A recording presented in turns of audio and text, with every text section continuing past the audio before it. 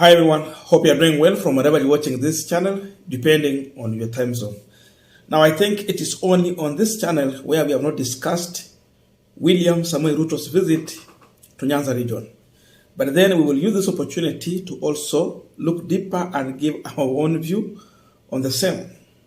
So it is clear that Ruto is in Nyanza region.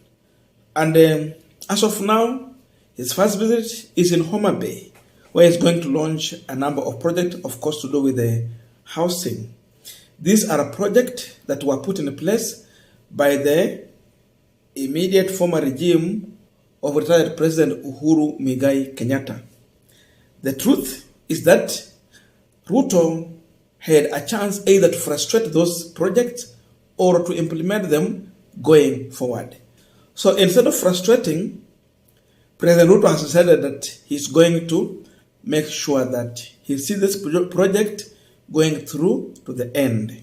So that is his position as of now. And this has reminded me the previous statement from the ODM leader and the Azimio leader, Raila Odinga, to William Ruto. Raila was very clear that he will not allow William Samoei Ruto to misuse Kenyans' funds. It was clear that in this country, all of us are paying taxes. So they would want to see the value for their money, value for their taxes. That means when it comes to development, it should cut across the entire country. Otherwise, if not, Raila had threatened that he's going to ask his people not to pay taxes to the government of the day in case project will not be implemented in their areas. So that was Raila Odinga's position. And you see, this was not a small thing. You could take it lightly. So in my own view, I'm seeing William Samoei Ruto, who had Raila Odinga very clear. Because remember, I said in the beginning, he had a chance to sabotage the project that Uhuru Muigai Kenyatta had already given to the people of Mount Kenya region. Sababu sasa yeye ndio mtu ako kwa ofisi. These are projects that are not yet ready to start. So it's going to launch. By going there, I believe that Ruto is now accepting what Raila Odinga said. And it is true. You know, people take Raila Odinga as a simple person, the way Gachagua would want to put it. And I said in one of the videos here that if Raila Odinga just utter one word in this country can be thrown into flames. But he's a statesman, because he's a man who has a support of this country, more than a half of this country, despite the fact that he's not holding to the power. But because Raila is a statesman, he cannot take Gachagua's kind of intimidation and criticism to that level. But his word can be a law. If Raila come out and he say that we are not seeing any development to our areas from today, stop paying taxes, that will happen. So today, I see William Ruto's plan in Nyanza region thwarted. His plan has been thwarted. And Raila Odinga today, he has actually outsmarted William Samoei Ruto. I want to explain to you. But before we go deep into that, just a quick request for those who are watching and if you're not subscribed, please consider subscribing. To our channel subscribers, thank you so much. And again, to all our viewers, please give this video a thumbs up. Thank you, and back to this discussion. Now, what would have been the expectation of William Samoei Ruto? And of course, his appointments from Nyanza region. Watu kama akina Obado, akina Kidero, Owalo and the team. Though Owalo ni mtu mzuri, hana maneno mengi.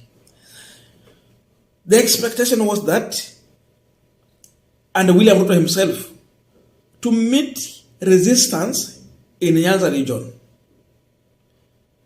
is either the governors and the elected leaders on ODM ticket in the Kenya Kwanza to avoid William Ruto's visit in Nyanza. Hiyo ndio kitu ya kwanza walikuwa wanatarajia. Then from there, they will raise complaints which will make meaning to some people. That you see, they are avoiding to work with us, they are not cooperating. And because of that, we are getting it hard to do our project on ground. That alone could have been enough to make William Ruto now move this project to other areas. But you see, they have given him all the necessary support. They are welcoming him. They are lining up. They are coming in their numbers. They are literally cooperating, so that he cannot make such complaint.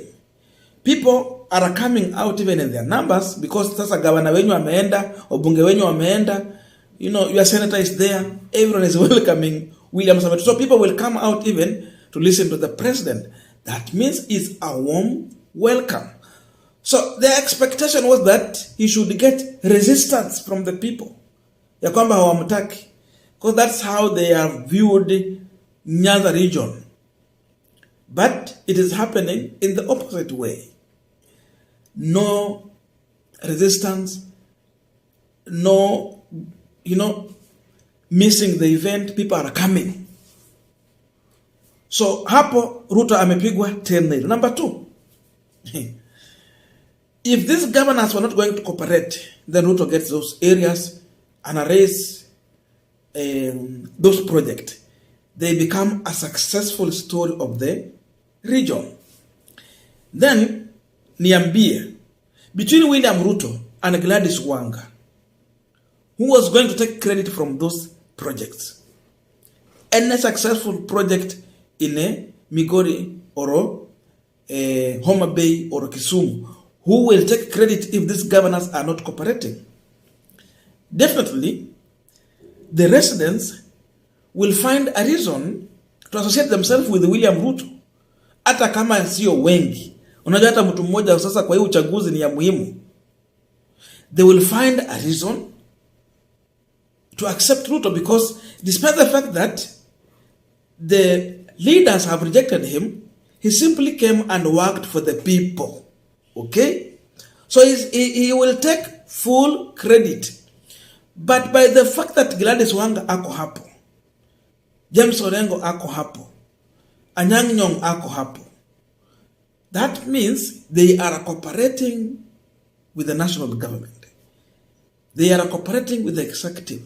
So any successful project that Ruto will do in Nyanza region, these governors, in their capacity, they will also take credit from that project.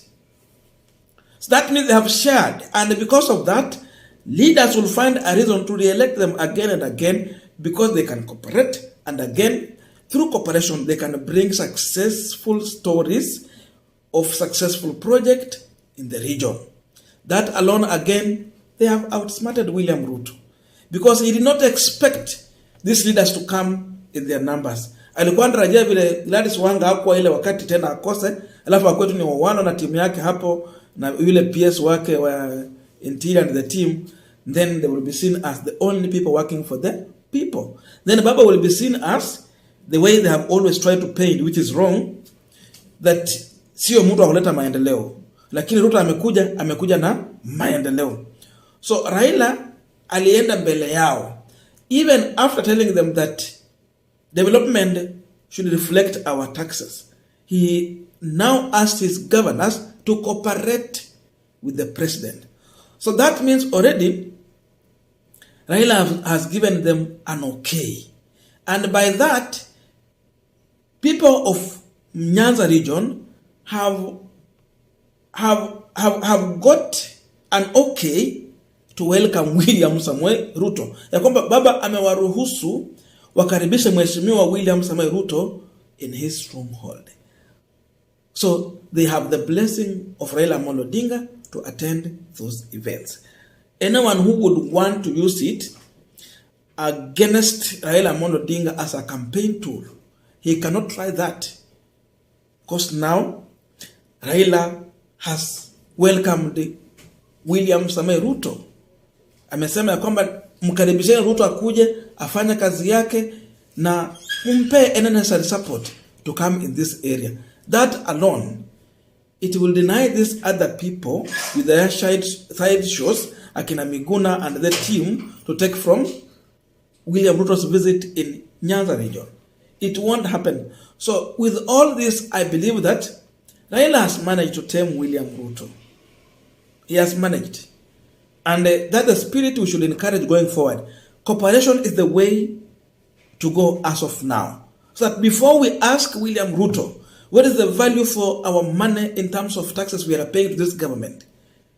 The other question we should be asking is that, are we cooperating to maximize our value for taxes we are giving to this government? Once we are cooperating, then we have a right to question him and ask for our rightful portion. That's my view. I don't know what to think, but let us meet in the comment section for continuation of this conversation.